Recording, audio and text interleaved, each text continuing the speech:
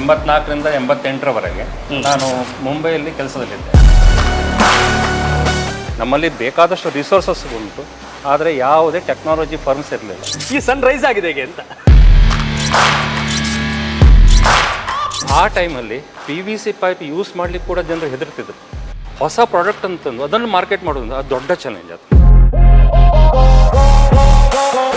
ಈಗ ನಮ್ಮಲ್ಲಿ ಡೀಲರ್ಸ್ ಕೆಲವರೆಲ್ಲ ನಮ್ಮ ಬ್ರ್ಯಾಂಡ್ ಬಿಟ್ಟು ಬೇರೆಯವ್ರ ಕಡೆ ಹೋದ್ರು, ಯಾಕಂದ್ರೆ ನಮ್ಗಿಂತ ಕಡಿಮೆ ರೇಟಲ್ಲಿ ಸಿಗುತ್ತೆ ಅಂತ. ಎಷ್ಟೋ ಜನರು ವಾಪಸ್ ಬಂದಿದ್ದಾರೆ ನಮ್ಮ ಹತ್ರ.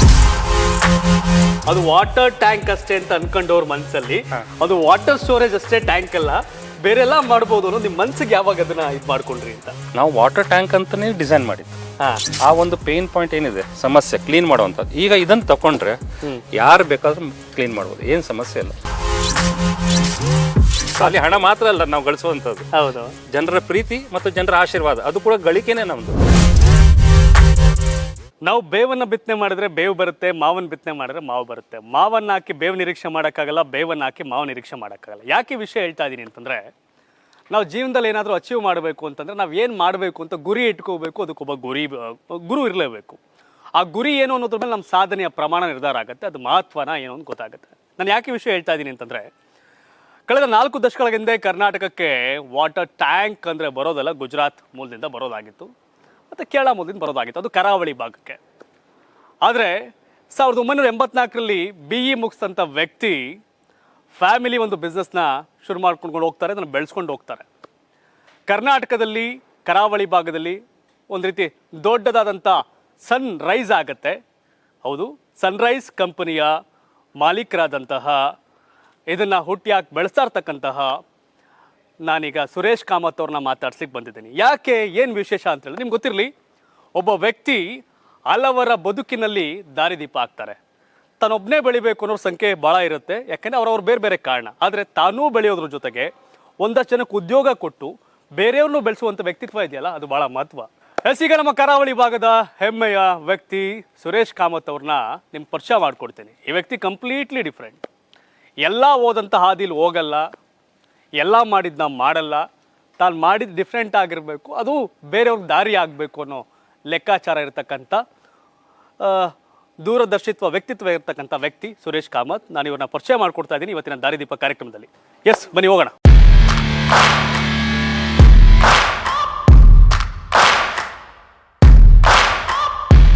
ಹಾಯ್ ಸರ್, ನಮಸ್ಕಾರ. ನಮಸ್ಕಾರ ಸರ್, ಹೇಗಿದ್ದೀರಿ? ಚೆನ್ನಾಗಿದೆ ಸರ್. ಎಸ್, ನಾನು ನಮ್ಮವ್ರಿಗೆ ಆಡಿಯನ್ಸ್ ಹೇಳ್ತಾ ಬಂದೆ ಈಗ. ಎಸ್, ನಿಮಗೆ ವಿಶೇಷ ವ್ಯಕ್ತಿ ಪರಿಚಯ ಮಾಡ್ತೀನಿ, ಅದು ಹೇಗೆ ಎತ್ತ ಅಂತ. ಉದ್ಯಮ ಶುರು ಮಾಡೋದು ಮತ್ತು ನಡೆಸೋದು ಈಸಿ ಟಾಸ್ಕ್ ಅಲ್ಲ. ಹಾಗಾಗಿ ತುಂಬ ಸೈಲೆಂಟಾಗಿ ಸುರೇಶ್ ಕಾಮತ್ ಅವ್ರು ಕೆಲಸ ಮಾಡ್ತಿದ್ದಾರೆ ಅಂತ. ಅದಷ್ಟೇ ಅಲ್ಲ, ಏನೋದಷ್ಟು ವಿಶೇಷಗಳಿದೆ, ಅವೆಲ್ಲವೂ ಕೂಡ ಹೇಳ್ತೀನಿ ಅಂತ ಬಂದಿದ್ದೀನಿ. ಸೊ ನನಗೇನು ಅಂದರೆ, ನೀವು ಇದುವರೆಗೂ, ಯಾಕಂದರೆ ಯಾರೋ ಕಾಮನ್ ಅವ್ರ ಫ್ಯಾಮಿಲಿ ಬಿಸ್ನೆಸ್ ರನ್ ಮಾಡೋದು ಹೌದು ಸರಿ, ನಿಮಗೆ ಆದಂಥ ಭಾಳಷ್ಟು ಅವಕಾಶಗಳಿತ್ತು. BE ಮುಗಿಸ್ಕೊಂಡು ಇದು ಮಾಡಿದ್ರು IT4 ಅವತ್ತಿಗೆ. IT ಕಂಪ್ನಿ ಕೂಡ ಎಸ್ಟಾಬ್ಲಿಷ್ ಆಗ್ತಾ ಇರ್ತಕ್ಕಂಥ ದಿನಗಳದು, ಆ ಸಂದರ್ಭಗಳು ಪ್ರಾರಂಭದಂತ. ಸೊ ಎಲೆಕ್ಟ್ರಾನಿಕ್ಸ್ ಆ್ಯಂಡ್ ಕಮ್ಯುನಿಕೇಷನ್ ಅದೆಲ್ಲ ಮಾಡಿದ್ದೀರಿ. ಹಾಗಾಗಿ ನಿಮ್ಗೇನು ವಿಶೇಷವಾಗಿ ಹೇಳಬೇಕು ಅಂತಂದರೆ, ಒಂದು ರೀತಿಯ ಲೈಕ್ ವಿಕಿಪೀಡಿಯಾ, ಇನ್ನೂ ದೊಡ್ಡ ಏನೋ ಮಾಡ್ಬೋದಾಗಿತ್ತು, ಮಾಡುವಂಥ ಎಲ್ಲವೂ ಇತ್ತು, ಆದರೆ ಅವ್ರ ಸ್ಪಷ್ಟತೆ ಇತ್ತು, ಅದೇನು ಎತ್ತ ಅಂತ ನೀವು ಹೇಳಬೇಕೀಗ ನಮ್ಮ ಆಡಿಯನ್ಸ್ಗೆ. ಎಸ್ ಸರ್, ನಾವು ಮಾತಾಡ್ತಾ ಶುರು ಮಾಡೋಣ. ಸರ್, ಬರೀ ಪ್ರಾರಂಭ ಆಗಿದ್ದೆ ಯಾವ ವರ್ಷದಿಂದ? ಆ್ಯಕ್ಚುಲಿ ನಂದು ಇಂಜಿನಿಯರಿಂಗ್ ಆದ ನಂತರ 84ರಿಂದ 88ರವರೆಗೆ ನಾನು ಮುಂಬೈಯಲ್ಲಿ ಕೆಲಸದಲ್ಲಿದ್ದೆ. ಒಂದು ಇಲೆಕ್ಟ್ರಾನಿಕ್ ಫರ್ಮ್ ಇತ್ತು, ಕನ್ಸ್ಯೂಮರ್ ಎಲೆಕ್ಟ್ರಾನಿಕ್ಸ್, ಆರ್ಸನ್ ಎಲೆಕ್ಟ್ರಾನಿಕ್ಸ್ ಅಂತ. ಅದರಲ್ಲಿ R&D ಅಲ್ಲಿ ಇಂಜಿನಿಯರ್ ಆಗಿದ್ದೆ. ಓಕೆ, ಎಷ್ಟು ವರ್ಷ ಅಲ್ಲಿ 4 ವರ್ಷ ಇದ್ದೆ. ಸೊ R&D ಅಲ್ಲಿ ಇಂಜಿನಿಯರಿಂಗ್ ಏನಂತಂದರೆ, ನಮಗೆ ಇಂಡಿಯಾದಲ್ಲಿ ಡೆವಲಪ್ಮೆಂಟ್ ಮಾಡಲಿಕ್ಕೆ ಅವಕಾಶಗಳು ತುಂಬ ಕಮ್ಮಿ. ಸೊ ಇಂಡಿಯಾದಲ್ಲಿ ಅವಕಾಶ ಕಡಿಮೆ ಅಂತ ಹೇಳಿದ್ರೆ ಅವತ್ತಿನ ಕಾಲ, ಆ ಕಾಲದಲ್ಲಿ. ಓಕೆ, ಈಗ ಅಷ್ಟು ಡೆವಲಪ್ಮೆಂಟ್ ಆಗ್ತಾ ಇದೆ ಈಗ. ಬಟ್ ನಮ್ಗೀಗ even for a small component of electronics ಉಂಟಲ್ಲ, ನಾವು ಒಂದೇ ಜಪಾನಿಂದ ತರಿಸ್ಬೇಕು, ಒಂದೇ ಯುರೋಪಿಂದ ತರಿಸ್ಬೇಕು, ಆ ಪರಿಸ್ಥಿತಿ. ಆವಾಗ ನಮ್ಗೆ ಚಾಲೆಂಜ್ ಏನು ಕೊಟ್ಟಿದ್ರು ಅಂತ ಹೇಳಿದ್ರೆ, ಇಂಡಿಜನೈಸೇಷನ್ ಅಂತ. ಇಂಡಿಜನೈಸೇಷನ್ ಅಂತ ಹೇಳಿದ್ರೆ, ಏನು ನಾವು ಇಂಪೋರ್ಟೆಡ್ ಪ್ರಾಡಕ್ಟ್ ಇದೆ ಅಂದರೆ ಎಲೆಕ್ಟ್ರಾನಿಕ್ಸ್ ಒಳಗೆ ತುಂಬ ಕಾಂಪೊನೆಂಟ್ಸ್ ಬರುತ್ತೆ, ಆ ಕಾಂಪೊನೆಂಟ್ಸನ್ನು ನಮ್ಮ ದೇಶದಲ್ಲಿ ಡೆವಲಪ್ಮೆಂಟ್ ಮಾಡುವಂಥದ್ದು. ಅಂದರೆ ಸ್ಮಾಲ್ ಇಂಡಸ್ಟ್ರಿಗೆ ಹೋಗಿ ನಾವು ಆ ಕಾಂಪೊನೆಂಟ್ ಕೊಡ್ತೀವಿ, ಅದರದ್ದು ಸ್ಪೆಸಿಫಿಕೇಶನ್ ಅಂತ ಹೇಳ್ತೇವೆ. ಆ ಸ್ಪೆಸಿಫಿಕೇಶನ್ ಪ್ರಕಾರ ಅವನು ಅದನ್ನು ಪ್ರೊಡಕ್ಷನ್ ಮಾಡಬೇಕು. ಈವನ್ ಸ್ಮಾಲ್ ಟ್ರಾನ್ಸ್ಫಾರ್ಮರ್ ಕೂಡ ನಮಗೆ ಜಪಾನಿಂದ ಬರಬೇಕಿತ್ತು, ಇಲ್ಲಿಂದ ಯುರೋಪಿಂದ ಬರಬೇಕಿತ್ತು. ಓಕೆ. ಅಷ್ಟು ಕೂಡ ನಮ್ಮಲ್ಲಿ ಟೆಕ್ನಾಲಜಿ ಇರಲಿಲ್ಲ. ಟೆಕ್ನಾಲಜಿ ಅಂದ್ರೆ ಏನು, ಹೇಗೆ ನಾವು ಪ್ರೊಡ್ಯೂಸ್ ಮಾಡಬೇಕು ಅಂತ. ಇಂಜಿನಿಯರಿಂಗ್ ನಾಲೆಜ್ ಇದೆ, ಟೆಕ್ನಾಲಜಿ ಬೇಕಲ್ಲ, ಹೇಗೆ ಪ್ರೊಡ್ಯೂಸ್ ಮಾಡುವಂಥದ್ದು ನಮ್ಮಲ್ಲಿಲ್ಲ. ನಮ್ಮಲ್ಲಿ ಬೇಕಾದಷ್ಟು ರಿಸೋರ್ಸಸ್ ಉಂಟು, ಆದರೆ ಯಾವುದೇ ಟೆಕ್ನಾಲಜಿ ಫರ್ಮ್ಸ್ ಇರಲಿಲ್ಲ.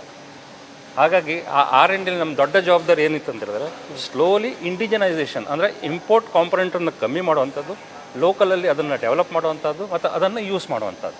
ಸೊ ಆ ಜವಾಬ್ದಾರಿ ನನ್ನಲ್ಲಿತ್ತು. ಹಾಗಾಗಿ ಆಲ್ ಓವರ್ ಇಂಡಿಯಾದಲ್ಲಿ ನಾನು ಬೇರೆ ಬೇರೆ ಬೇರೆ ಕಡೆ ಹೋಗ್ತಿದ್ದೆ, ಚೆನ್ನೈ ಇರಲಿ, ಮುಂಬೈ ಇರಲಿ, ಡೆಲ್ಲಿ ಇರಲಿ, ಅವತ್ತಿನ ಕಾಲಕ್ಕೆ ಆ ಕಾಲದಲ್ಲಿ. ಹಾಗಾಗಿ ಅವರ ಇಂಡಸ್ಟ್ರಿಗೆ ನಾವು ಆ ಸ್ಪೆಸಿಫಿಕೇಶನ್ ಕೊಟ್ಟು ಅವರಿಗೆ ಅದರ ಐಡಿಯಾ ಕೊಟ್ಟು ಅದನ್ನು ಹೇಗೆ ಡೆವಲಪ್ ಮಾಡು. ಈವನ್ ಒಂದು ಸ್ಮಾಲ್ ಟ್ರಾನ್ಸ್ಫಾರ್ಮರ್, SMP ಟ್ರಾನ್ಸ್ಫಾರ್ಮರ್ ಅಂತ ಇದೆ, ನಮ್ಮ ಇಂಡಿಯಾದಲ್ಲಿ ಆಗ್ತಿರ್ಲಿಲ್ಲ. ಅಷ್ಟು ಸಣ್ಣ ಟ್ರಾನ್ಸ್ಫಾರ್ಮರ್, ಅದಕ್ಕೆ ಅದು ಬೇಕಾಗಿರುವಂಥ ಮ್ಯಾಗ್ನೆಟಿಕ್ ಕೋರ್ ಅದೆಲ್ಲ ಇಂಡಿಯಾದಲ್ಲಿ ಸಿಗೋದೇ ಇಲ್ಲ, ಎಲ್ಲ ಇಂಪೋರ್ಟ್ ಮಾಡಬೇಕು. ಹಾಗಿರುವಾಗ ಅದನ್ನು ಚಾಲೆಂಜ್ ಆಗಿ ನಾವು ತಗೊಂಡು ಸ್ಲೋಲಿ ಇಂಡಿಜಿನೈಸೇಷನ್ ಅಂತ ಆ ಜವಾಬ್ದಾರಿ ಕೊಟ್ಟಿದ್ರು. ಹಾಗಾಗಿ ಅದರಲ್ಲಿ ತುಂಬ ಸಕ್ಸಸ್ ಕೂಡ ಆಗಿತ್ತು ನಮಗೆ.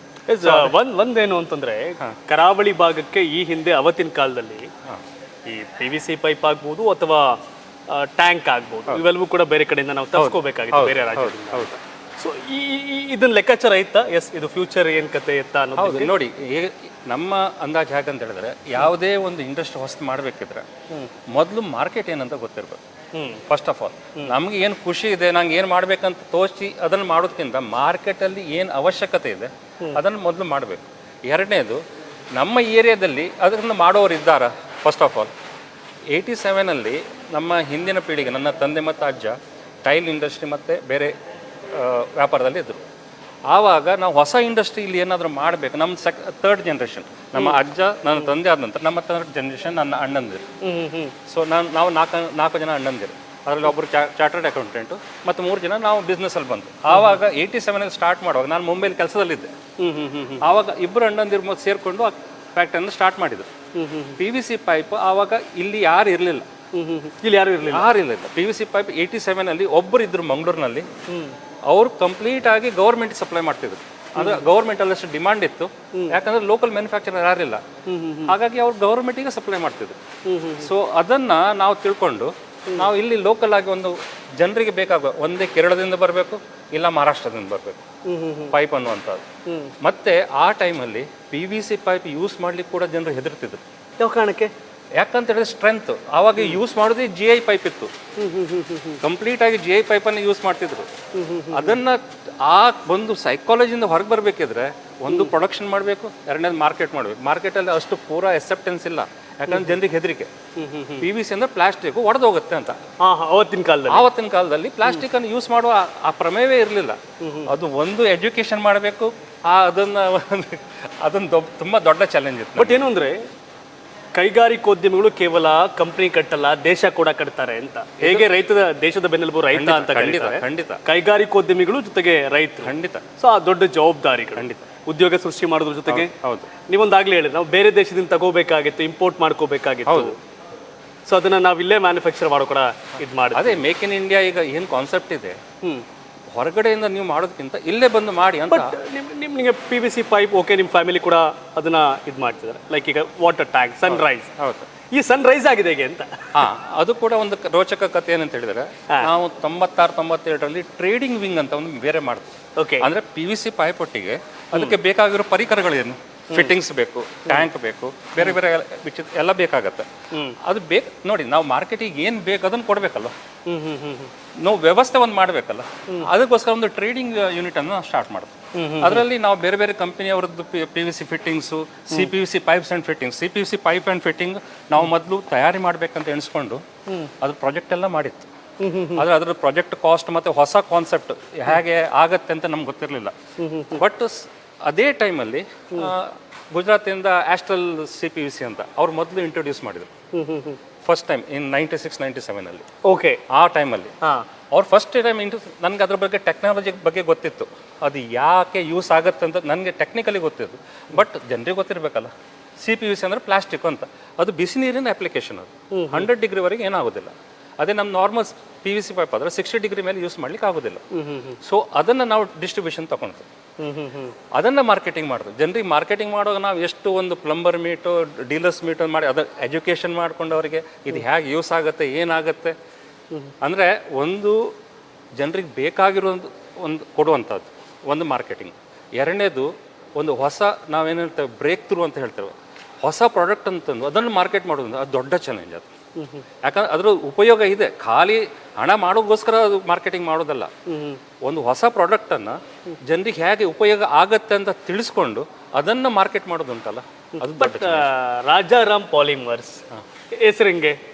ರಾಜಾರಾಮ್ ಪಾಲಿಮರ್ಸ್ ಅಂತ ಹೇಳಿದ್ರೆ ನಮ್ಮದು ತಂದೆಯವರದ್ದು ಒಂದು ರಾಜಾರಾಮ್ ಸಾ ಮಿಲ್ ಅಂತ ಇತ್ತು ಕುಂದಾಪುರದಲ್ಲಿ. ಓಕೆ. ಅದು ಫಾರ್ ಟೆಕ್ನಿಕಲ್ ರೀಸನ್ಸ್ ಏನೋ ಒಂದು ನಾವು ಕ್ಲೋಸ್ ಮಾಡಬೇಕಾಯ್ತು ಆ ಟೈಮಲ್ಲಿ. ಸೊ ಆ ಹೆಸರನ್ನ ನಾವು ಇದನ್ನು ಅಡಾಪ್ಟ್ ಮಾಡ್ಕೊಂಡು ಇಲ್ಲಿ ತಗೊಂಡು ಬಂದ್ವಿ. ಓಕೆ.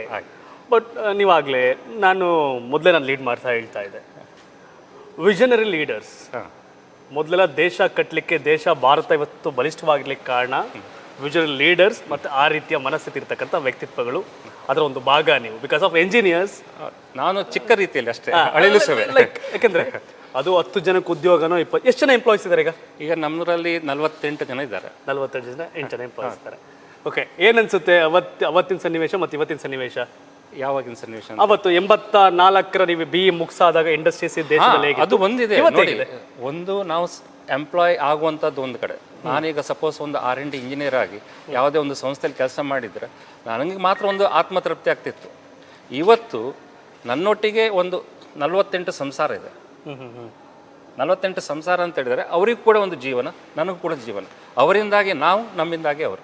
ಎಸ್, ಭಾಳ ಇಂಪಾರ್ಟೆಂಟ್ ಅಂದರೆ ಎಲ್ಲ ರೀತಿ. ಹೌದು, ನಮ್ಮ ಕರ್ನಾಟಕದ ಒಂದಷ್ಟು ಜನ ಪ್ಲೇಯರ್ಸ್ ಇದ್ದಾರೆ ಮ್ಯಾನುಫ್ಯಾಕ್ಚರಿಂಗ್ ಸಂಬಂಧಪಟ್ಟಾಗಿ ಈಗ ಈ ಪ್ರಸ್ತುತವಾಗಿ.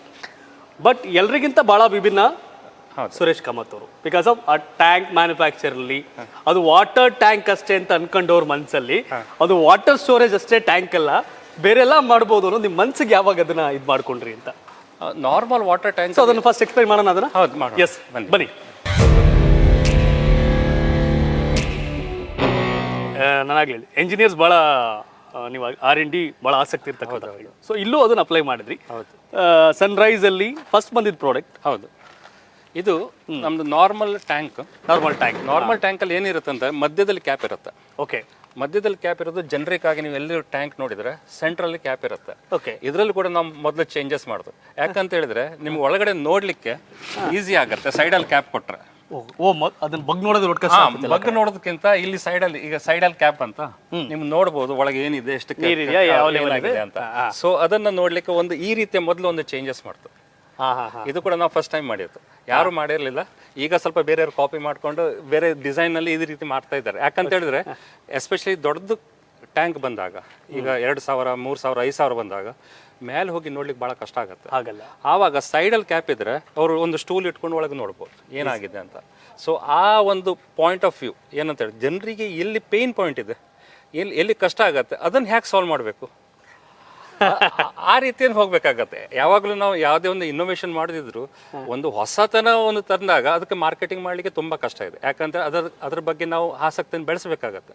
ಮತ್ತೊಂದು ಏನಂದ್ರೆ, ಇದ್ದ ಪ್ರಾಡಕ್ಟಲ್ಲಿ ಅವ್ರಿಗೆ ಏನು ಪೇನ್ ಪಾಯಿಂಟ್ ಇದೆ ಅದನ್ನು ಸಾಲ್ವ್ ಮಾಡ್ಲಿಕ್ಕೆ ಪ್ರಯತ್ನ ಮಾಡುವಂಥದ್ದು. ಇದು ಮೊದಲನೇ ಹಂತದ್ದು. ಇದು ಒಂದು. ಇದು ಜನರಿಕ್ ಆಗಿ ಈಗ ಹೆಚ್ಚಿನವರು ಈಗ ಹೊಸ ಡಿಸೈನ್ ಮಾಡೋ ಈ ಸೈಡ್ ಕ್ಯಾಪಿಗೆ ಹೋಗ್ತಾ ಇದ್ದಾರೆ. ಈಗ ಸಣ್ಣ ಟ್ಯಾಂಕಲ್ಲಿ ಪ್ರಾಬ್ಲಮ್ ಇಲ್ಲ, ಮಿಡ್ಲಲ್ಲಿ ಇದ್ರು ಏನು ತೊಂದರೆ ಇಲ್ಲ.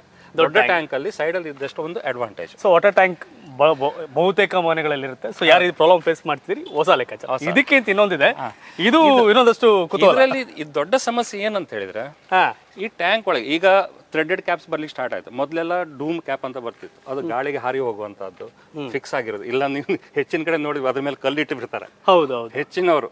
ಯಾಕಂದ್ರೆ ಹಾರಿ ಹೋಗ್ಬಾರ್ದು ಅಂತ. ಮತ್ತೊಂದು ಮಂಗಗಳ ಸಮಸ್ಯೆ, ಇಲಿಗಳ ಸಮಸ್ಯೆ, ಹಲ್ಲಿ ಇಲ್ಲಿ ಏನೆಲ್ಲ ಒಳಗೆ ಹೋಗುತ್ತೆ ಅಂತ ಗೊತ್ತಿಲ್ಲ.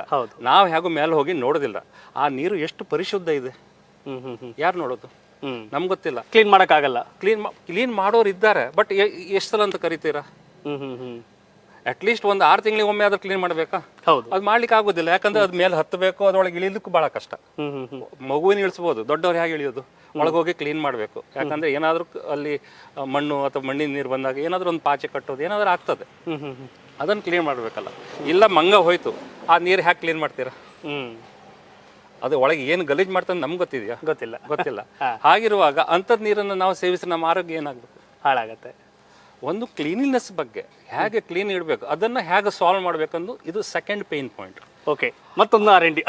ಅದ್ರ ಬಗ್ಗೆ R&D ಮಾಡುವಾಗ ಹೊಸ ಒಂದು ಅದಕ್ಕೆ 2-3 ಮೋಲ್ಡ್ ಹಾಳು ಮಾಡ್ಕೊಂಡೆ ನಾನು. ಯಾಕಂದ್ರೆ ಡೆವಲಪ್ ಮಾಡೋದು ಆ ಕಾನ್ಸೆಪ್ಟ್ ಅನ್ನ ತರುವಾಗ ಬೇರೆ ಬೇರೆ ಹಂತ ನಾವೊಂದು ಎಣಿಸ್ಕೊಂಡು ಡಿಸೈನ್ ಮಾಡ್ತೇವೆ. ಪ್ರಾಕ್ಟಿಕಲ್ ಆಗಿ ಮಾಡುವಾಗ ಸಮಸ್ಯೆ ಬರುತ್ತೆ. ಆ ಮೋಲ್ಡ್ ಬದಿ ಇಡಬೇಕು, ಹೊಸ ಮೋಲ್ಡ್ ಮಾಡಬೇಕು. ಹೀಗೆ ಒಂದು 3-4 ಲಕ್ಷ ರೂಪಾಯಿ ಕಳ್ಕೊಂಡೆ ಅದಕ್ಕೆ. Okay okay. ಹಾಗಾಗಿ ಫೈನಲ್ ಔಟ್ಪುಟ್ ಇದು ಈಗ ಹೊಸದಾಗಿ ನಾವು ಪ್ರೊಡಕ್ಷನ್ ಮಾಡಿದ್ದು. ಓಕೆ, ಇದರಲ್ಲಿ ಇದು ಕಂಪ್ಲೀಟ್ ವಾಟರ್ ಟ್ಯಾಂಕೇನೆ. ಇದು ವಾಟರ್ ಟ್ಯಾಂಕ್ ಅಂತಾನೆ ಡಿಸೈನ್ ಮಾಡಿದ್ದು. ಓಕೆ, ನಾವು ಬೇರೆ ಯಾವುದೇ ಉದ್ದೇಶ ಇರಲಿಲ್ಲ. ಉದ್ದೇಶ ಏನು, ಕ್ಲೀನ್ ಮಾಡ್ಲಿಕ್ಕೆ ಈಸಿ ಇರಬೇಕು. ಇದು ಕ್ಯಾಪ್ ಅನ್ನ ನಾವು ಇದರಲ್ಲಿ ಸೈಡ್ ಅಲ್ಲಿ ಹುಕ್ ಕೊಡ್ತೇವೆ. ಓಕೆ, ಆಯ್ತಾ. ಇದು ಹುಕ್ 2 ಕಡೆ ಹುಕ್ ಕೊಟ್ರೆ ಇದು ಗಾಳಿಗೆ ಹಾರಿ ಹೋಗೋದಿಲ್ಲ, ಏನು ಒಳಗೆ ಹೋಗೋದಿಲ್ಲ. Okay, permanent. ನಿಮ್ಗೆ ಬೇಕಾದಾಗ ಇದನ್ನ ಥ್ರೆಡ್ ಅನ್ನ ತೆಗೆದ್ರೆ ಸರಿ, ಆ ಕ್ಯಾಪ್ ಅನ್ನ ತೆಗಿಲಿಕ್ಕೆ ಈಸಿ ಆಗುತ್ತೆ. ಈ ಕ್ಯಾಪ್ ಅನ್ನ ತೆಗೆದು ಬದಿ ಇಟ್ಬಿಟ್ಟು ಅಂತಾರೆ complete open tank open, complete open. ಬೇಕಾದ್ರೆ ಈಜಾಡ್ಬೋದು ಆ ರೀತಿ. ಸೊ ಇದು ಬರೀ ವಾಟರ್ಗೆ ಯೂಸ್ ಮಾಡಕ್ಕಾಗಲ್ಲ, ಇನ್ನು ಏನು ಮಲ್ಟಿಪಲ್ ಯೂಸಸ್ ಆಗುತ್ತೆ ಅನ್ಕೋತೀನಿ. ಅದೇ ಈಗ ಏನಾಯ್ತು, ನಾವು ವಾಟರ್ ಟ್ಯಾಂಕ್ ಅಂತಾನೆ ಡಿಸೈನ್ ಮಾಡಿತ್ತು. ಆ ಒಂದು ಪೇನ್ ಪಾಯಿಂಟ್ ಏನಿದೆ, ಸಮಸ್ಯೆ ಕ್ಲೀನ್ ಮಾಡುವಂಥದ್ದು. ಈಗ ಇದನ್ನ ತಕೊಂಡ್ರೆ ಯಾರು ಬೇಕಾದ್ರೂ ಕ್ಲೀನ್ ಮಾಡ್ಬೋದು, ಏನು ಸಮಸ್ಯೆ ಇಲ್ಲ. ನೋಡ್ಬೋದು ಏನು ಸಮಸ್ಯೆ ಇದೆಯಾ, ಏನು ಇದರಲ್ಲಿ ಇಲಿಗಳು ಹೋಗ್ಲಿಕ್ಕೆ ಸಾಧ್ಯ ಇಲ್ಲ, ಮಂಗಗಳ ಕಾಟವೇ ಸಾಧ್ಯ ಇಲ್ಲ. ಯಾಕಂದ್ರೆ ಟೋಟಲ್ ಫಿಕ್ಸ್. ಗಾಳಿ ಬಂದ್ರೆ ಕ್ಯಾಪ್ ಹಾರುವ ಪ್ರಶ್ನೆನೇ ಇಲ್ಲ, ನೀವು ಕಲ್ಲು ಇಡ್ಬೇಕಂತಾನೆ ಇಲ್ಲ ಅದ್ರ ಮೇಲೆ. ಈಗ ಥ್ರೆಡ್ ಬಂದಿದೆ, ಕೆಲವೊಮ್ಮೆ ಥ್ರೆಡ್ ಕೂಡ ಹಾರಿ ಹೋಗ್ತದೆ. ಹೌದು. ಹಾಗಿರುವಾಗ ಇದು ದ ಸೇಫೆಸ್ಟ್ ಮತ್ತೆ ಒಂದು ನೋಡ್ಲಿಕ್ಕೆ ಕೂಡ ಒಂದು ಚಂದ. ನೋಡ್ಲಿಕ್ಕೆ ಕೂಡ ನಾವು ಏನ್ ಮಾಡಿದ್ವಿ ಅಂತ ಹೇಳಿದ್ರೆ, ಮೇಲೆ ಒಂದು ಪಿರಮಿಡ್ ಸ್ಟ್ರಕ್ಚರ್ ಕೂಡ ಮಾಡಿದ್ದೇನೆ. ಓಕೆ, ಇದು ಕೂಡ ಒಂದು ಇಂಟೆನ್ಷನ್ ಅಲ್ಲಿ ಮಾಡಿದ್ದು. ಯಾಕೆ? ಪಿರಮಿಡ್ ನಲ್ಲಿ ಒಂದು ಎನರ್ಜಿ ಕ್ರಿಯೇಷನ್ ಮಾಡುವಂತ ಕಾನ್ಸೆಪ್ಟ್ ಇದೆ. ಓಕೆ, ನೀವು ಅದ್ರ ಬಗ್ಗೆ ಕೇಳಿದಿರ ಅಂತ ಗೊತ್ತಿಲ್ಲ. ಇದು ಪಿರಮಿಡ್ ಬಹಳ ಪಾಸಿಟಿವ್ ಲೆಕ್ಕಾಚಾರ, ಪಾಸಿಟಿವ್ ಎನರ್ಜಿ ಜನರೇಷನ್ ಮಾಡುತ್ತೆ. ಅದ್ರ ಬಗ್ಗೆ ನಾನು ತುಂಬಾ ಸ್ಟಡಿ ಮಾಡಿದ್ದೆ ಮೊದಲು. ಅದರಂತೆ ಇದು ಕೋನಿಗೆ ಡೈರೆಕ್ಷನ್ ಬೇಡ. ಪಿರಮಿಡ್ ಅಂದ್ರೆ ಚೌಕ ಮೂಲೆಯಲ್ಲಿ ಬರುತ್ತೆ, ಅದಕ್ಕೆ ನಾರ್ತ್ ಸೌತ್ ಕರೆಕ್ಟ್ ಪೊಲರೈಸೇಷನ್ ಬೇಕು. ಡಿಫರೆನ್ಸ್ ಹೋದ್ರೆ ಅದಕ್ಕೆ ಎನರ್ಜಿ ಕ್ರಿಯೇಷನ್ ಆಗೋದಿಲ್ಲ. ಅದಕ್ಕೆ ಕೋನಲ್ಲಾದ್ರೆ ಎನರ್ಜಿ ಕ್ರಿಯೇಷನ್ ಆಗುತ್ತೆ, ಯಾವುದೇ ಡೈರೆಕ್ಷನ್ ಬೇಕಿಲ್ಲ ಅದಕ್ಕೆ. ಸೊ ಆ ಕಾನ್ಸೆಪ್ಟ್ ಅನ್ನು ಒಂದು ಇಟ್ಕೊಂಡು ಅದನ್ನು ಡಿಸೈನ್ ಮಾಡಿದೆ. ಎಸ್, ಇದು ಒಂದ್ ಲೆಕ್ಕಾಚಾರ ಅಲ್ಲ, ಇದು ಮಲ್ಟಿಪಲ್, ತುಂಬಾ ಲೆಕ್ಕಾಚಾರ ಮಾಡಿದ್ದೀನಿ. ಎಸ್, ಈಗ ನನಗನ್ಸಿದ್ದು ಸರ್, ಜನ ವಾಟರ್ ಟ್ಯಾಂಕ್ ಅಂತ ಬಳಸ್ತಾ ಇದ್ರು, ಈ ತರ ಕೊಟ್ಟರೆ ಇದ್ರ ಸ್ಟೋರೇಜ್ ಟ್ಯಾಂಕ್ ಆಗ್ಬಿಡುತ್ತಿದ್ದು. ಸ್ಟೋರೇಜ್ ಅಂದ್ರೆ ವಾಟರ್ ಸ್ಟೋರೇಜ್, ಗ್ರೋತ್, ನೀವೇನೇ ದಿನಸಿ ನೀವು ಏನ್ ಬೆಳಿತೀರಾ ಅದನ್ನ ರೈತರು ಸ್ಟೋರೇಜ್ ಮಾಡಬಹುದು. ಇದೇ ದೊಡ್ಡ ನೋಡಿ ಲಾಭ. ಇದಕ್ಕೆ ಲಾಭ ಅಂತ ಹೇಳಿದ್ರೆ, ಕೆಲವೊಮ್ಮೆ ನಾವು ಪ್ರಾಡಕ್ಟ್ ಕೊಟ್ಟಾಗ ಅದು ಜನರಿಗೆ ಎಲ್ಲಿ ರೀಚ್ ಆಗತ್ತೆ ಅಂತ ನಮ್ಗೆ ಗೊತ್ತಿರೋದಿಲ್ಲ. ನಾನು ಎಣಿಸ್ಕೊಂಡಿದ್ದೊಂದು ಕಡೆ ಆಗಿದ್ ಮತ್ತೊಂದು. ಏನಾಯ್ತು? ಇದು ನಮ್ಮಲ್ಲಿ ಏನಾಗಿದೆ, ಆಕ್ಚುಲಿ ನಮ್ಮಲ್ಲಿ ಒಂದು ಗೋಶಾಲೆ ಇದೆ. ಗೋಶಾಲೆಗೆ ನಾವು ಹೈಡ್ರೋಫೋನಿಕ್ಸ್ ಅಲ್ಲಿ ಜೋಳ ತಂದು ಹೈಡ್ರೋಫೋನಿಕ್ಸ್ ಮಾಡ್ತೀವಿ. ಹೈಡ್ರೋಫೋನಿಕ್ಸ್ ಅಂದ್ರೆ ಅದೊಂದು ಬೀಜದಲ್ಲಿ ನೀವು ನೀರಲ್ಲಿ ಹಾಕಿ ಬೆಳೆಸುವಂಥದ್ದು. 10 ದಿನದಲ್ಲಿ ಬೆಳೀತದೆ. ಬೇರೆ ಸಮೇತ ದನಗಳಿಗೆ ಹಾಕ್ತೇವೆ. ಯಾಕಂದ್ರೆ ನಮ್ಗೆ ಇಲ್ಲಿ ಜನವರಿ ನಂತರ ಹಸಿ ಹುಲ್ಲು ಸಿಗೋದಿಲ್ಲ. ಅದಕ್ಕೋಸ್ಕರ ಹಸಿ ಹುಲ್ಲು ದನಗಳಿಗೆ ಬೇಕಲ್ಲ. ಹಾಗಂತ ನಾನು ಆ ಮೇವನ್ನ ತಯಾರು ಮಾಡ್ಲಿಕ್ಕೆ ಹಸಿ ಮೇವು ಬೇಕಂತ ಹೈಡ್ರೋಫೋನಿಕ್ಸ್ ಪದ್ಧತಿಯಲ್ಲಿ ಸ್ಟಾರ್ಟ್ ಮಾಡಿದ್ದು. ನಾನು ಧಾರವಾಡ ಕಲ್ಗಟ್ಟಿಗೆಯಿಂದ ನಮ್ಮ ಆ ಕಡೆಗೆ ಟ್ಯಾಂಕ್ ಹೋಗ್ತದೆ, ಅಲ್ಲಿಂದ ಬರುವಾಗ ಜೋಳವನ್ನು ಒಂದು ಟ್ರಕ್ ಫುಲ್ ತಗೊಂಡು ಬಂದೆ. 1 ವರ್ಷಕ್ಕೆ ಸಾಕು ಅಂತ. ಅಂದ್ರೆ ದಿನಕ್ಕೊಂದು 20-25 kg ಜೋಳ ಬೇಕು. ಇಲ್ಲಿ ಮಾರ್ಕೆಟಲ್ಲಿ ಸಿಗುವಂತದ್ದು ತುಂಬಾ ಕಳಪೆ ಗ್ರೇಡ್ ಅಲ್ಲಿ ಬರ್ತಿತ್ತು. ಸೀದಾ ರೈತರಿಂದ ನಾನು ಪರ್ಚೇಸ್ ಮಾಡಿದೆ, direct without any intermediate. Direct ರೈತರಿಂದ ಮಾರ್ಕೆಟಲ್ಲಿ ಏನ್ ರೇಟ್ ಇದೆ ಡೈರೆಕ್ಟ್ ಅವ್ರಿಗೆ ಕೊಟ್ಟೆ, ಯಾವುದೇ ಒಂದು ಮುಲಾಜಿಲ್ದೆ. ಅವರು ತುಂಬಾ ಖುಷಿ. ಅವ್ರು ಹೇಳಿದ್ರ ನಂತರ, ಸರ್ ನೆಕ್ಸ್ಟ್ ಇಯರ್ ನಮ್ಮ ಗದ್ದೆ ನೀವೇ ವಹಿಸ್ಕೊಳ್ಳಿ. ಅಂದ್ರೆ ಅಟ್ಲೀಸ್ಟ್ ರೈತರಿಗೆ ತಲುಪಲಿ ಅಂತ. ಆ ದೃಷ್ಟಿಯಿಂದ ನಾವು ಡೈರೆಕ್ಟ್ ಆಗಿ 18 ರೂಪಾಯಿ ಕೊಟ್ಟು ತಗೊಂಡೆ ನಾನು. ಆವಾಗ ಮಾರ್ಕೆಟ್ ಅಲ್ಲಿ 18 ರೂಪಾಯಿ ನಡೀತಿತ್ತು, ರೈತರಿಗೆ 14 ರೂಪಾಯಿ ಸಿಕ್ತಿತ್ತು. 14 ರೂಪಾಯಿ ಅವ್ರಿಗೆ ಸಿಕ್ಕಿ ಅವ್ರು ಮಂಡಿಯಲ್ಲಿ ಹೋಗಿ ಮಾರಿದ ನಂತರ 18 ರೂಪಾಯಲ್ಲಿ ಸಿಕ್ತಿತ್ತು. ನಾನು 18 ರೂಪಾಯಿ ಡೈರೆಕ್ಟ್ ರೈತರಿಗೆ ಕೊಟ್ಟೆ, ಅವ್ರಿಗೆ ತಲುಪಿ. ಹಾಗೆ ಇಲ್ಲಾಂದ್ರೆ ಮಂಡಿಯಲ್ಲಿ ತಗೊಳ್ಬೇಕು 18 ರೂಪಾಯಿಗೆ, ರೈತರಿಗೆ ತಲುಪಲಿ. ರೈತರಿಗೆ ತಲುಪಿ. ಅವ್ರು ತುಂಬಾ ಖುಷಿ. ಅವ್ರ ಆಶೀರ್ವಾದ ಸಿಕ್ತ. ನೋಡಿ, ಮನುಷ್ಯನಿಗೆ ಖುಷಿಯಾದಾಗ ಒಂದು ಆಶೀರ್ವಾದ ಸಿಗ್ತದೆ, ಅದರ ಬೆಲೆ ಹ್ಯಾಕ್ ಕಟ್ಟೋದು? ಹೌದು, ಅದು ಕಟ್ಲಿಕ್ಕೆ ಆಗೋದಿಲ್ಲ. ಖಾಲಿ ಹಣ ಮಾತ್ರ ಅಲ್ಲ ನಾವು ಗಳಿಸುವಂತದ್ದು, ಜನರ ಪ್ರೀತಿ ಮತ್ತು ಜನರ ಆಶೀರ್ವಾದ. ಅದು ಕೂಡ ಗಳಿಕೆನೆ ನಮ್ದು. ಹಣ ಮಾತ್ರ ಗಳಿಕೆನಾ? ಇಲ್ಲ, ಇದು ಕೂಡ ಗಳಿಕೆನೆ. ಸೊ ಆ ಜೋಳ ಬಂದಾಗ ನಾವು ಅದು ಗೋಣಿ ಚೀಲದಲ್ಲಿ ಬರ್ತದೆ. ಇಡುದು ಹೇಗೆ? ಇಲಿಗಳ ಕಾಟ. ಇಲಿಗಳು ಮೊದಲು ಬಂದು ತಿಂತವೆ. ಈ ಮೊದಲು ಬಂದು ಅಲ್ಲಿ ತಿಂದಾಗ ಅದನ್ನ ಹೇಗೆ ಶೇಖರಣೆ ಮಾಡಬೇಕು, ಏನ್ ಮಾಡಬಹುದು, ಇದ್ರ ಬಗ್ಗೆ ಚಿಂತನೆ. ನಮ್ದು ಈ ಟ್ಯಾಂಕ್ ಇತ್ತು. ಈ ಟ್ಯಾಂಕ್ ಅಲ್ಲಿ ನಾವು ಜೋಳನ ಶೇಖರಣೆ ಮಾಡಿ, ಆ ಗ್ಯಾಪ್ ಇತ್ತಲ್ಲ, ನಾವು ಟೇಪ್ ಹಾಕಿ ಬಿಡ್ತು. ಗಾಳಿ ಆಡಲ್ಲ ಆಗ. Full air tight. Air tight ಆಗಿ ನಮ್ಗೆ ಇಡೀ ವರ್ಷಕ್ಕೆ ಆ ಜೋಳ ಉಪಯೋಗ ಆಗುವಂತ ಆಯ್ತು. ಕೆಲವ್ರು ಹೇಳ್ತಾರೆ ನಿಮ್ಗೆ ಅಲ್ಲಿ ಇಲಿಗಳ ಕಾಟ ಬರೋದಿಲ್ವಾ, ಪ್ಲಾಸ್ಟಿಕ್ ಇಲಿ ತಿನ್ನೋದಿಲ್ವಾ ಅಂತ. ನಾನು ನೋಡಿದೆ ನಮ್ದು ಇಡೀ ವರ್ಷದಲ್ಲಿ ಒಂದೇ ಒಂದು ಟ್ಯಾಂಕ್ ಅದು ಹಾಳು ಮಾಡಲಿಲ್ಲ. ಕಾರಣ ಇಷ್ಟೇ, ಎಲ್ಲಿವರೆಗೆ ಇಲಿಗೆ ಆ ಜೋಳದ ಪರಿಮಳ ಬರೋದಿಲ್ವೋ ಅಲ್ಲಿವರೆಗೆ ಪ್ಲಾಸ್ಟಿಕ್ ಅಟ್ಯಾಕ್ ಮಾಡೋದಿಲ್ಲ. ಅದು ಬಂದು ಅಟ್ಯಾಕ್ ಮಾಡೋದಿಲ್ಲ. ಪರಿಮಳ ಬೇಕೇ ಬೇಕು. ಇಲ್ಲ ಅಂತೇಳಿ ನಾವು ಇಷ್ಟು ಟ್ಯಾಂಕ್ ರಾಶಿ ಇಡ್ತೇವೆ, ಒಂದಿನಾದ್ರೂ ಒಂದು ಪ್ಲಾಸ್ಟಿಕ್ ಟ್ಯಾಂಕ್ ಅನ್ನ ಹಾಳು ಮಾಡಲಿಲ್ಲ. ಯಾಕೆ ಹಾಳು ಮಾಡ್ತದೆ? ಅದಕ್ಕೆ ಏನಾದ್ರು ತಿನ್ಲಿಕ್ಕೆ ಸಿಗಬೇಕಲ್ಲ, ಸಿಗದೇ ಇದ್ರೆ ಯಾಕೆ ಹಾಳು ಮಾಡ್ತದೆ ಅದು? ಸೊ ಆ ಏರ್ ಟೈಟ್ ಆದಾಗ ಅದಕ್ಕೆ ಅದು ಪರಿಮಳ ಬರಲಿಲ್ಲ, ನಮಗೆ ಟ್ಯಾಂಕ್ ಸೇಫ್ ಆಗಿತ್ತು, ಒಳಗಡೆ ಜೋಳ ಸೇಫ್. ಓಕೆ, ಈ ಒಂದು ಪಾಯಿಂಟ್ ಸ್ಟೋರೇಜ್ ಆಗಿ ಬಳಸೋಕಾಯ್ತು. ಸ್ವಂತ ನಾನು ಅಲ್ಲ, ಸ್ವಂತ ಇದಕ್ಕಿಂತ ಮೊದಲು ವಾಟರ್ ಟ್ಯಾಂಕ್ ಆಗಿ ನಾನು ಮಾರ್ಕೆಟ್ ಅಲ್ಲಿ ಹಾಕಿದ್ರು ಕೂಡ ಅಷ್ಟು ಸಕ್ಸಸ್ ಆಗ್ಲಿಲ್ಲ. ಕಾರಣ ನಂದು ರೇಟ್ ಜಾಸ್ತಿ ಆಯ್ತು. ಒಂದು ನಮ್ಮ ಭಾಗದಲ್ಲಿ ಕಣಜ ಅಂತ ಬಳಸಿ ಭತ್ತ ಇಡಕ್ಕೆ, ಅದೇ ಶೇಪಲ್ಲಿ ಬಂದಿದೆ, ಅದೇ ಶೇಪಲ್ಲಿ ಇದೆ. ಅಲ್ಲಿ ಕಣಜಗಳಿಗೆ ಸಿಗಲ್ಲ. ಆಮೇಲೆ ಅದನ್ನ ದೊಡ್ಡ ಮಡಕೆನಲ್ಲಿ ಇರೋದು ಅವನ್ನ ನಮ್ಮ ಭಾಗದಲ್ಲಿ ಇದು ಮಾಡೋರು. ಸೊ ಈಗ ಹಂಗ ನೋಡಿದ್ರೆ ಅಪ್ಡೇಟೆಡ್ ವರ್ಷನ್ ಈಗ ನಾವು ಸ್ಟೋರೇಜ್ ಟ್ಯಾಂಕ್ ಇದು. ನೀವು ವಾಟರ್ ಸ್ಟೋರ್ ಮಾಡಿ, ರಾಗಿ ಮಾಡಿ, ಭತ್ತ ಮಾಡಿ, ಜೋಳ ಮಾಡಿ, ಏನ್ ಬೇಕೋ ನಾವಿಲ್ಲಿ ಸ್ಟೋರ್ ಮಾಡಬಹುದು. ಸೊ ಅದಕ್ಕೆ ಹೇಗಿದೆ ಈಗ ಡಿಮ್ಯಾಂಡಿಂಗ್ ಮಾರ್ಕೆಟ್? ನಮ್ಮ ಹೆಸರನ್ನ ಮಲ್ಟಿಪರ್ಪಸ್ ಸ್ಟೋರೇಜ್ ಟ್ಯಾಂಕ್ ಅಂತ ಮಾಡಿದ್ದೇವೆ. ವಾಟರ್ ಟ್ಯಾಂಕ್ ಅನ್ನ ಬಿಟ್ಟು ಮಲ್ಟಿಪರ್ಪಸ್ ಸ್ಟೋರೇಜ್ ಟ್ಯಾಂಕ್. ಓಕೆ, ಆಗ ಯಾವ್ದಕ್ಕೂ ನಿಮ್ದು ಇಮ್ಯಾಜಿನೇಷನ್ ನಿಮ್ದು, ಏನ್ ಬೇಕಾದ್ರೂ ಸ್ಟೋರ್ ಮಾಡಿ, ಟ್ಯಾಂಕ್ ನಮ್ದು. Yes sir. ಈಗ ಬೇಕು ಅಂದ್ರೆ ಯಾವ ತರ, ಏನ್ ಕತೆ, ಎಲ್ಲೆಲ್ಲ ಅವೈಲೇಬಲ್? ಈಗ ನಮ್ಮಲ್ಲಿ ಇದರದ್ದು ಅವೇರ್ನೆಸ್ ಈಗ ಡೆವಲಪ್ ಆಗ್ತಾ ಇದೆ. ನಾವು ಸ್ವಲ್ಪ ಡಿಜಿಟಲ್ ಮಾರ್ಕೆಟಿಂಗ್ ಎಲ್ಲ ಮಾಡ್ತಾ ಇದ್ದೀವಿ. ಜನರದ್ದು ಉತ್ಸಾಹ ಅದಕ್ಕೆ ಬರ್ತಾ ಇದೆ, ಡಿಮಾಂಡ್ ಕೇಳ್ಕೊಂಡು ಬರ್ತಾ ಇದ್ದಾರೆ. ನಮ್ಮಲ್ಲಿ ಡೀಲರ್ಸ್ ಬೇಕಾದಷ್ಟು ಜನ ಇದ್ದಾರೆ. ನಮ್ದೀಗ ಸ್ಪೆಸಿಫಿಕ್ ಆಗಿ ಮಂಗಳೂರು, ಉಡುಪಿ, ಉತ್ತರ ಕನ್ನಡ ಮತ್ತು ಶಿವಮೊಗ್ಗ ಈ ಕಡೆಗೆಲ್ಲ ನಮ್ಮಲ್ಲಿ ಇದ್ದಾರೆ. ಒಳಭಾಗದಲ್ಲಿ ಅಂದರೆ ನಿಮ್ಮದು ರಾಣೆಬೆನ್ನೂರು ಆಗಲಿ, ಹುಬ್ಬಳ್ಳಿಯಲ್ಲಿ ಕೂಡ ಇದ್ದಾರೆ, ಬೆಂಗಳೂರು ಈ ಕಡೆಗೆಲ್ಲ ನಮ್ಮಲ್ಲಿ ಡೀಲರ್ ಸ್ವಲ್ಪ ಕಡಿಮೆ ಇದ್ದಾರೆ. ಇದಕ್ಕೆ ಅವೇರ್ನೆಸ್ಸಿಂದಾಗಿ ಈಗ ಹೆಚ್ಚಿನವರು ಈಗ ಡೀಲರ್ಶಿಪ್ ಕೇಳ್ಕೊಂಡು ಬರ್ತಾ ಇದ್ದಾರೆ. ಅವೈಲೇಬಲ್ ಇದೆ ಡೀಲರ್ಶಿಪ್, ಅವೈಲೇಬಲ್ ಇದೆ. ಆ ಕಡೆಗೆಲ್ಲ ಅವೈಲೇಬಲ್ ಇದೆ. ನಮ್ಮದು ಉತ್ತರ ಕರ್ನಾಟಕ, ಒಳ ಕರ್ನಾಟಕ, ಮಲೆನಾಡು ಕರ್ನಾಟಕ ಈ ಕಡೆ ಎಲ್ಲ ನಮ್ಮದು ಬೇಕಾದಷ್ಟು ಇದೆ. ಸೊ ಒಂದೇ ಲೆಕ್ಕದಲ್ಲಿ ಇದು ಇನ್ನೂ ಅವೇರ್ನೆಸ್ ಸ್ಟೇಟಲ್ಲಿ ಇದೆ. ನಾನು ಹೇಳಿದ್ನಲ್ಲ, ಯಾವುದೇ ಒಂದು ಹೊಸ ಪ್ರಾಡಕ್ಟ್ ಅಂತ ತಂದಾಗ ನಾವು ಅವರನ್ನು ಎಜುಕೇಟ್ ಮಾಡಬೇಕು. ಎಜುಕೇಟ್ ಮಾಡಿದಂತ ಅವ್ರಿಗೆ ರಿಯಲೈಸ್ ಆಗಬೇಕು. ರಿಯಲೈಸ್ ಆದ ನಂತರ ಮಾರ್ಕೆಟಿಂಗ್ ಸ್ಟಾರ್ಟ್ ಆಗುತ್ತೆ. ಈಗ ರಿಯಲೈಸೇಷನ್ ಸ್ಟೇಟಲ್ಲಿ ಇದೆ ನಾವು ಈಗ. ಎಸ್, ಹಾಗಾದರೆ ನಾವು ಆಗಲೇ ಹೇಳಿದ್ವಲ್ಲ, ನಾವಿಲ್ಲಿ ಬಂದಿದ್ದು ಕರಾವಳಿ ಭಾಗದಲ್ಲಿ ಮೊಟ್ಟ ಮೊದಲ ಬಾರಿಗೆ ವಾಟರ್ ಟ್ಯಾಂಕ್ ಇಂಟ್ರೊಡ್ಯೂಸ್ ಮಾಡೋದ್ರ ಜೊತೆಗೆ ಗಟ್ಟಿಯಾಗಿ ಮಾರ್ಕೆಟಲ್ಲಿ ಸನ್ರೈಸ್ ಆದಂಗೆ ಸನ್ರೈಸ್ ಕಂಪ್ನಿ ರೈಸ್ ಆಗಿತ್ತು ಸುರೇಶ್ ಕಾಮತ್ ಅವ್ರದ್ದು. ಸೊ ಈಗ ಇದು ಮಲ್ಟಿಪರ್ಪಸ್ ಸ್ಟೋರೇಜ್, ನಾವಾಗಲೇ ಹೇಳಿದಲ್ಲ, ಕಣಜ ಇದು ನೋಡಿದಾಗ ಕಣಜವಾಗಿ ನಾವು ಬಳಸ್ಕೋಬೋದು ರಾಗಿ ಭತ್ತ ಸ್ಟೋರ್ ಮಾಡಲಿಕ್ಕೆ. ಸೊ ಹೀಗಾಗಿ ಇದು ನೋಡ್ರಿ ತುಂಬ ಚೆನ್ನಾಗಿದೆ. ಸೊ ಬೇಕು ಅಂದ್ರೆ ಸರ ನಂಬರ್ ಡಿಸ್ಪ್ಲೇ ಮಾಡ್ತೀನಿ, ಮುಂದೆ ಅದನ್ನ ಇದು ಮಾಡೋಣ.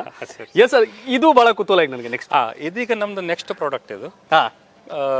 ನಮ್ಮಲ್ಲಿ ಏನಾಗಿದೆ, ನಾವಿಲ್ಲಿ ದನಗಳಿಗೆ ಹೊರಗಡೆ ಬಿಡ್ತೇವೆ, ನಾವು ಬಾಯರ್ಕೆಂದು ಬಂದಾಗ ನಾವು ಹೊರಗಡೆ ನೀರು ಇಟ್ಟಿರ್ತೇವೆ. ಇದನ್ನ ನೋಡಿ ಒಬ್ಬರಿಗೆ ಖುಷಿ ಆಯ್ತು, ಸರ್ ನಾವು ಇದು ಮಾರ್ಕೆಟಲ್ಲಿ ಯಾಕೆ ಕೊಡೋದಿಲ್ಲ ಅಂತ ಹೇಳಿದ್ರು. ಸೊ ಆ ಕುತೂಹಲದಿಂದ ನಾನು ಇದನ್ನ ಒಂದು ಡೆವಲಪ್ ಮಾಡಿದೆ. ಈಗ ನೋಡ್ಲಿಕ್ಕೆ ಹೋದ್ರೆ ಇದು ಮಲ್ಟಿಪರ್ಪಸ್ ಯೂಸ್ ಆಗಿ ಮಾಡ್ಬೋದು. ಹೇಗೆ ಅಂತ, ಒಂದು ರೂಫ್ ಟಾಪ್ ಗಾರ್ಡನ್ ಅಲ್ಲಿ ಈಗ ಬೇರು ಕೆಲವು ತಾಯಿ ಮರ ಅಂತ ಮಾಡ್ತಾರೆ ಕೆಲವರು ಇದರಲ್ಲಿ, ಅಥವಾ ರೂಫ್ ಟಾಪ್ ಅಲ್ಲಿ ಕೆಲವು ಸಣ್ಣ ಸಣ್ಣ ಹಣ್ಣಿನ ಗಿಡಗಳ, ಲಿಂಬೆ ಹಣ್ಣಿಂದು. ನಮ್ಮವರೊಬ್ರು ಇದೇ ಟ್ಯಾಂಕ್ ತಕೊಂಡು ಹೋಗಿ ಅದು ಕ್ಯಾಪ್ ಇಲ್ಲದೆ ಅದರಲ್ಲಿ ಲಿಂಬೆ ಹಣ್ಣಿನ ಗಿಡ ಮಾಡಿದ್ದಾರೆ ಮನೆಯ ಮೇಲೆ. ಅಂದ್ರೆ ಅವನಿಗೆ ಕೆಳಗಡೆ ಏನ್ ಜಾಗ ಇಲ್ಲ, ಅಂದ್ರೆ ಸಣ್ಣ 30-40 ಅಲ್ಲಿ ಏನ್ ಜಾಗ ಸಿಗುತ್ತೆ ಗಿಡ ಬೆಳೆಸ್ಲಿಕ್ಕೆ. ರೂಫ್ ಅಲ್ಲಿ ಮಾಡಿದೆ ನಾನು, ಅದರಲ್ಲಿ ಲಿಂಬೆ ಹಣ್ಣಿನ ಗಿಡ ಬೆಳೆಸಿದ್ದಾನೆ. ಎಸ್, ಇದು ಇನ್ನೂ ನೆಕ್ಸ್ಟ್ ಲೆವೆಲ್ ಇದು. ಯಾಕಂದ್ರೆ ಮರ ಬೆಳೆಸ್ಬೇಕು ಅಂತಂದ್ರೆ ಭೂಮಿ ಜಾಗ ಇವೆಲ್ಲ ಒದ್ದಾಟ ಇರುತ್ತೆ. ಮನೆ ಮೇಲೂ ಮರ ಬೆಳ್ಸಕ್ಕೊಂದು ಯೂಸ್ ಆಗತ್ತೆ. ಇದರಲ್ಲೂ ಅದ್ಭುತವಾಗಿ ಒಳ್ಳೆ ನೀವು ಮನೆ ಮೇಲೆ ನಿಂಬೆದು ಇದ್ರಲ್ಲಿ ನುಗ್ಗೆದ್ ಬೇಕಾದ್ರೆ ಬೆಳೆಸಬಹುದು. ಇದರಲ್ಲಿ ಅಂದ್ರೆ ಬೇರ್ ಹೋಗ್ಲಿಕ್ಕೆ ಜಾಗ ಬೇಕಲ್ಲ. ಹೌದೌದು. ಈಗ ಸಣ್ಣ ಪಾಟ್ ಅಲ್ಲಿ ಬೇರ್ ಬೆಳೆಯೋದಿಲ್ಲ, ಆಗಲ್ಲ, ಮರ ಬೆಳೆಯೋದಿಲ್ಲ, ಸಣ್ಣದಾಗಿರುತ್ತೆ, ಅಷ್ಟು ಫಲ ಬರ್ಲಿಕ್ಕೆ ಸಾಧ್ಯ ಇಲ್ಲ. ನೀವು ಇದ್ರಲ್ಲಿ ಹಾಕಿದ್ರೆ ಬೇಕಾದಷ್ಟು ಬೇರೆ. ಕಾಸ್ಟ್ ವೇರಿಯೇಷನ್ ಏನ್ ಲೆಕ್ಕಾಚಾರ? ಕಾಸ್ಟ್ ವೇರಿಯೇಷನ್ ಅಂತ ನೀವು ಅಲ್ಲಿ ಈಗ ನೋಡಿ, ಯುಟಿಲೈಸೇಷನ್ ಇರುವಾಗ ಅಲ್ಲಿ ಕಾಸ್ಟಿಂಗ್ ಬರೋದಿಲ್ಲ, ವ್ಯಾಲ್ಯೂ ಬರುತ್ತೆ. ವ್ಯಾಲ್ಯೂ ಬೇರೆ, ಕಾಸ್ಟ್ ಬೇರೆ. ಈಗ ನಾರ್ಮಲ್ ಆಗಿ ನೀವು ಟ್ಯಾಂಕ್ ತಗೊಳ್ಳಿಕ್ಕೆ ಹೋದ್ರೆ ಸೀದಾ ಕೇಳಿದ್ರೆ ಇದಕ್ಕೆ ಎಷ್ಟಪ್ಪ ಲೀಟ್ರಿಗೆ ಅಂತ, 5 ರೂಪಾಯಿನ, 4 ರೂಪಾಯಿನ, 6 ರೂಪಾಯಿನ ಅಂತ. 6 ರೂಪಾಯಿ ಅಲ್ಲಿ 5 ರೂಪಾಯಿ ಸಿಗುತ್ತೆ ಅಂತ, ಅಲ್ಲಿ ಕಾಸ್ಟಿಂಗ್ ಬರುತ್ತೆ. ವೆನ್ ಇಟ್ ಈಸ್ ಯುಟಿಲೈಸ್ಡ್ ಅಲ್ಲ, ಒಂದು ಪರ್ಪಸ್ಗೆ ನಿಮ್ಗೆ ಎಲ್ಲಿ ಸಿಗೋದಿಲ್ಲ. ವ್ಯಾಲ್ಯೂ ಏನು ಅಂತ, ವಾಟ್ ಈಸ್ ದ ವ್ಯಾಲ್ಯೂ? ನಿಮ್ಮಲ್ಲಿ ಭೂಮಿ ಇಲ್ಲ, 30-40-60 ಸೈಟಲ್ಲಿ ನೀವು ಮಾಡುವಾಗ ರೂಫ್ ಟಾಪ್ ಗಾರ್ಡನ್ ಬೇಕು, ನಿಮ್ಮಲ್ಲಿ ಮಣ್ಣೆಲ್ಲಿದೆ? ಹೌದು ಅದು ಮಣ್ಣೆಲ್ಲ ನಾವೆಲ್ಲ ಇಂಟರ್ಲಾಕ್ ಹಾಕಿ ಎಲ್ಲ ಕ್ಲೋಸ್ ಮಾಡಿರ್ತೇವೆ, ಹೌದು ಏನು ಮರ ಬೆಳೆಯೋದಿಲ್ಲ, ಇರೋದೇ ರೂಫ್ ಟಾಪ್. ಹೌದು ರೂಫ್ ಟಾಪಲ್ಲಿ ಒಂದು ಮರ ಬೆಳೆಸಿದ್ರೆ ನಿಮ್ಗೆ ಒಳಗಡೆ ಕೂಲ್ ಕೂಡ ಇರುತ್ತೆ. ಓಕೆ ಅಲ್ಲಿ ಮರ ಬಂತ, ಗಿಡಗಳು ಬಂದು ಇಲ್ಲಿ ಕಡೆಗಳು ಕೂಲ್ ಆಯ್ತು. ನಿಮ್ಗೆ ಬೇಕಾದ ಹಣ್ಣು ಹಂಪಲು ಬೆಳೆಸಬಹುದು, ತರಕಾರಿ ಬೆಳೆಸಬಹುದು, ಏನ್ ಬೇಕಾದ್ರೂ ಬೆಳೆಸ. ಈಗ ರೂಫ್ ಟಾಪ್ ಗಾರ್ಡನ್ ತುಂಬಾ ಫೇಮಸ್ ಆಗ್ತಾ ಇದೆ. ಇದು ಎಷ್ಟು ಸೈಜಲ್ಲಿ ಸಿಗುತ್ತೆ ಈ ತರ? ಇದು ಇದೀಗ ನಾವು ಸ್ಟಾರ್ಟಿಂಗ್ ಮಾಡಿದ್ದು ಇದೀಗ 500 ಲೀಟರ್ ಅಲ್ಲಿ ಇದೆ. ನೆಕ್ಸ್ಟ್ ಈಗ 1000 ಲೀಟರ್ 200 ಲೀಟರ್ ಸರ್ ಮಾಡ್ಬೇಕಂತ ಇದ್ದೇವೆ. ಮತ್ತೆ ಏನ್ ಗೊತ್ತಾ, ನನಗೆ ಇನ್ನೊಂದು ನೆನಪಾಯ್ತಿದ್ದು, ನಮ್ಮ ಕಡೆ ತೊಟ್ಟಿಗಳನ್ನು ಕರೀತಾರೆ ಮನೆ ಮುಂದೆ ನೀರು ಇದು ಮಾಡಕ್ಕೆ. ಹೌದು ಹೌದು, ಸಿಮೆಂಟಲ್ಲಿ ತೊಟ್ಟಿಗಳು ಇದು ಮಾಡಿರ್ತಾರೆ. ಸೊ ಅದಕ್ಕೂ ರೀಪ್ಲೇಸ್ ಆಗೋ ಥರ ಕಾಣುತ್ತಿದ್ದು. ಇದು ಅಲ್ಲಿ ರಿಪ್ಲೇಸ್ ಆಗುತ್ತೆ. ಈಗ ನೀವು ನ್ಯಾಚುರೋಪತಿ ಹೋದ್ರೆ ನಿಮ್ಗೆ ನೀರಲ್ಲಿ ಕುಳಿಸ್ತಾರೆ, ಮಡ್ ಥೆರಪಿ, ವಾಟರ್ ಥೆರಪಿ ಎಲ್ಲ ಮಾಡ್ತಾರೆ.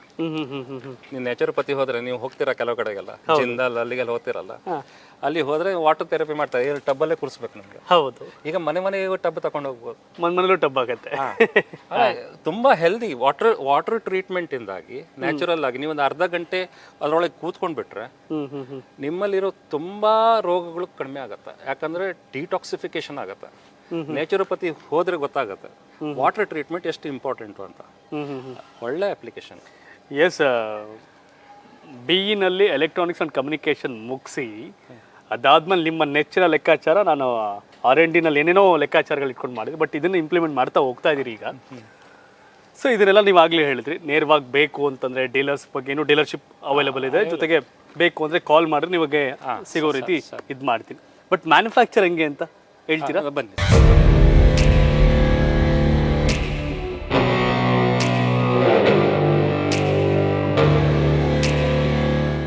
ಇದು ಏನಂತ ಹೇಳ್ತಿದ್ರೆ, ಪ್ಲಾಸ್ಟಿಕ್ ಮ್ಯಾನುಫ್ಯಾಕ್ಚರಿಂಗ್ ಅಲ್ಲಿ ಯಾವುದೇ ಒಂದು ಪ್ರಾಡಕ್ಟ್ ಮಾಡಬೇಕಿದ್ರೆ ದೇರ್ ಆರ್ ಡಿಫ್ರೆಂಟ್ ಟೆಕ್ನಿಕ್ಸ್, ಬೇರೆ ಟೆಕ್ನಿಕ್ಸ್ಗಳಿವೆ. ಪ್ರಾಡಕ್ಟಿಗೆ ಸರಿಯಾಗಿ, ಮೆಟೀರಿಯಲಿಗೆ ಸರಿಯಾಗಿ ಪ್ರೊಸೆಸಿಂಗ್ ಅಂತ ಇದೆ. ಪ್ಲಾಸ್ಟಿಕ್ ಪ್ರೊಸೆಸಿಂಗ್ ಟೆಕ್ನಿಕ್ಸ್ ಅಂತ ಇದೆ. ಓಕೆ, ಎಕ್ಸ್ಟ್ರೂಷನ್ ಅಂದ್ರೆ PVC ಪೈಪ್ ತೆಗಿತೀರಿ, HDP ಪೈಪ್ ತೆಗಿ, ಅದು ಎಕ್ಸ್ಟ್ರೂಷನ್ ಅಲ್ಲಿ ಬರುತ್ತೆ. ಬ್ಲೋ ಮೋಲ್ಡಿಂಗ್ ಅಂತ ಬರುತ್ತೆ. ನಿಮ್ದು ನೀರ್ ಬಾಟ್ಲ್ ಎಲ್ಲ ಬರುತ್ತೆ, ಹೌದು, ಸಣ್ಣ ಬಾಟ್ಲು, ಅದೆಲ್ಲ ಬ್ಲೋ ಮೋಲ್ಡಿಂಗ್ ಅದು ಟೆಕ್ನಿಕ್. ಮೆಷಿನರಿ ಏನದು ಇದೆ, ಮ್ಯಾನುಫ್ಯಾಕ್ಚರಿಂಗ್ ಟೆಕ್ನಿಕ್ ಅಂದ್ರೆ ಟೆಕ್ನಾಲಜಿ. ಓಕೆ, ಒಂದು ಪ್ರಾಡಕ್ಟ್ ಮಾಡ್ಬೇಕು. ಈಗ ನಂಗೆ ಪ್ಲಾಸ್ಟಿಕ್ ಇದು, ಅದಕ್ಕೊಂದು ರಾ ಮೆಟೀರಿಯಲ್ ಬೇಕು. ರಾ ಮೆಟೀರಿಯಲ್ ಅಲ್ಲಿ ಸಾವಿರಾರು ರಾ ಮೆಟೀರಿಯಲ್ ಇದೆ, ಆಯ್ತಾ? ನೂರಾರು ವಿಧಗಳಿವೆ. ಅದನ್ನ ಟೆಕ್ನಿಕ್ ಏನು, ಟೆಕ್ನಾಲಜಿ ಏನು ಪ್ರೊಡ್ಯೂಸ್ ಮಾಡಲಿಕ್ಕೆ. ವಾಟರ್ ಬಾಟಲ್ ಮಾಡಬೇಕಿದ್ರೆ ಯಾವ ಟೆಕ್ನಾಲಜಿ ಬೇಕು, ಪೈಪ್ ಮಾಡಬೇಕಿದ್ರೆ ಏನು ಟೆಕ್ನಾಲಜಿ ಬೇಕು, ವಾಟರ್ ಟ್ಯಾಂಕ್ ಮಾಡಬೇಕಿದ್ರೆ ಏನು ಟೆಕ್ನಾಲಜಿ ಬೇಕು. ಸೊ ಇದರಲ್ಲಿ ರೊಟೇಷನಲ್ ಮೋಲ್ಡಿಂಗ್ ಅನ್ನುವಂಥದ್ದು ಒಂದು ಟೆಕ್ನಾಲಜಿ. ಓಕೆ, ಇದರಲ್ಲಿ ಮೌಲ್ಡ್ ಏನಿದೆ, ವಾಟರ್ ಟ್ಯಾಂಕ್ ನಾವು ಏನು ಮಾಡ್ತೀವಿ ಅದಕ್ಕೊಂದು ಮೌಲ್ಡ್ ಬೇಕಾಗತ್ತೆ. ಓಕೆ, ಮೌಲ್ಡ್ ಬೇಕಾಗತ್ತೆ. ಆ ಮೌಲ್ಡ್ ನಾವು ಒಂದೇ MS ಮೆಟಲ್ ಅಥವಾ ಸ್ಟೈನ್ಲೆಸ್ ಸ್ಟೀಲಲ್ಲಿ ಮಾಡ್ತೇವೆ. ಈಗ ಅಲ್ಯೂಮಿನಿಯಂ ಅಲ್ಲಿ ಕೂಡ ಮಾಡ್ತಾರೆ. ಅಲ್ಯೂಮಿನಿಯಂ ಅಲ್ಲಿ ಒಂದು ಅಡ್ವಾಂಟೇಜ್ ಏನಂದ್ರೆ ಸ್ವಲ್ಪ ರೇಟ್ ಜಾಸ್ತಿ, ಬಟ್ ಅದರಲ್ಲಿ ಹೀಟಿಂಗ್ ಫಾಸ್ಟ್, ಕೂಲಿಂಗ್ ಫಾಸ್ಟ್. ಅವಾಗ ನಿಮ್ದು ಸೈಕಲ್ ಟೈಮ್, ಪ್ರೊಡಕ್ಷನ್ ಜಾಸ್ತಿ ಆಗುತ್ತೆ, ನಿಮ್ಮ ಪ್ರೊಡಕ್ಷನ್ ಕಾಸ್ಟ್ ಕಮ್ಮಿ ಆಗುತ್ತೆ, ಬಟ್ ಇನ್ವೆಸ್ಟ್ಮೆಂಟ್ ಸ್ವಲ್ಪ ಜಾಸ್ತಿ ಇರುತ್ತೆ. ಸೊ ಇದು ಮೌಲ್ಡ್ ಅಲ್ಲಿ ನಾವು ನಮ್ದು ಏನು ಮೆಟೀರಿಯಲ್ ಇದೆ, ಪ್ಲಾಸ್ಟಿಕ್ ಮೆಟೀರಿಯಲ್ ಪೌಡರ್ ಫಾರ್ಮ್ ಅಲ್ಲಿ ಇರುತ್ತೆ. ಆ ಪೌಡರ್ ಫಾರ್ಮ್ ಇದ್ದದನ್ನ ಇದರಲ್ಲಿ ನಾವು ಹಾಕ್ತೀವಿ. ಓಕೆ, ಫಸ್ಟ್ ಹೊರಗಡೆ ಯಾವ ಕಲರ್ ಬೇಕು, ಯೆಲ್ಲೋ ಕಲರ್ ಬೇಕಿದ್ರೆ ಯೆಲ್ಲೋ ಕಲರ್ ಫಸ್ಟ್ ಹಾಕಬೇಕು. ಇಲ್ಲಿ ನಮ್ದು ಚೇಂಬರ್ ಇದೆ. ಓಕೆ, ಇದು ಬರ್ನರ್, ಇದರಲ್ಲಿ ಓವನ್ ಅಂತ ಹೇಳ್ತೇವೆ ನಾವು. ಓಕೆ, ಓವನ್ ಅಂತ ಹೇಳಿದ್ರೆ ಗೊತ್ತಾಗತ್ತಲ್ಲ, ದೊಡ್ಡ ಓವನ್ ಅಷ್ಟೇ. ಇದರಲ್ಲಿ ಅಲ್ಲಿ ಬ್ಲೋವರ್ ಇದೆ, ಒಳಗಡೆ ಬರ್ನರ್ ಇದೆ. Okay, LPG burner. ಆ ಬರ್ನರ್ ಅಲ್ಲಿ ಬೆಂಕಿ ಬರುತ್ತೆ. ಏನಾಗತ್ತೆ ಅಂತ ಹೇಳಿದ್ರೆ ಈ ಇಡೀ ಓವನ್ ಮೂವ್ ಆಗುತ್ತೆ ಈ ಕಡೆಗೆ.